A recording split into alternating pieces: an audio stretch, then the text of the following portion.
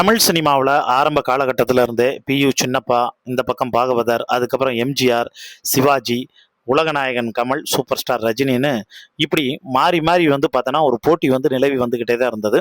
அந்த விஷயம் தலைக்கும் தொடர்ந்துச்சு, தளபதிக்கும் தொடர்ந்துச்சு.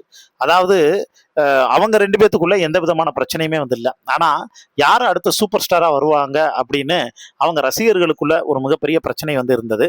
இந்த சிச்சுவேஷன்ல தான் தளபதி முழுக்க சினிமா விட்டு அரசியலுக்கு வரேன்னு வந்துட்டாரு. தலை சினிமாவை விட்டு கார் ரேஸ்ல ஃபுல் ஃபோக்கஸ் பண்ண ஆரம்பிச்சிட்டாரு. இருந்தாலும் அப்பப்ப தலை அஜித் படத்துல நடிச்சிட்டு இருக்காரு. இது ஒரு பக்கம் இருக்கக்கூடிய சூழ்நிலையில கரூர் சம்பவத்துல தலை அஜித் விஜய்க்கு ஃபேவரா பேசினப்ப விஜயனுடைய ரசிகர்கள் எல்லாருமே தலையை கொண்டாட ஆரம்பிச்சாங்க. அவர் மேல ஒரு மிகப்பெரிய மரியாதை வந்துச்சு. இது எல்லாம் ஒரு பக்கம் இருக்கக்கூடிய சூழ்நிலையில இப்ப ஆதிக் ரவிச்சந்திரன் டைரக்ஷன்ல தலை அஜித் ஒரு படத்துல நடிச்சிட்டு இருக்காரு. அப்ப தலை அஜித் டைரக்டரை கூப்பிட்டு பர்சனலாவே, அதாவது தளபதி விஜயை பத்தி ரொம்ப அவதூறு பரப்புன 2 துணை நடிகர்கள் இந்த படத்துல இருக்காங்க. ப்ளீஸ் அவங்கள அவாய்ட் பண்ணிருங்க. தளபதியை பத்தி தப்பா பேசின யாரும் இனிமேல் நம்ம படத்துல இருக்கக்கூடாது.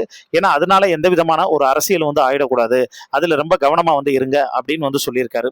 அந்த துணை நடிகர்கள் யாரு அப்படிங்கிற ஃபுல் டீடைல்ஸ் நீங்க தெரிஞ்சுக்கணும் அப்படின்னா கீழே இருக்கக்கூடிய வீடியோ லிங்கை கிளிக் பண்ணி கேட்டு தெரிஞ்சுக்கங்க.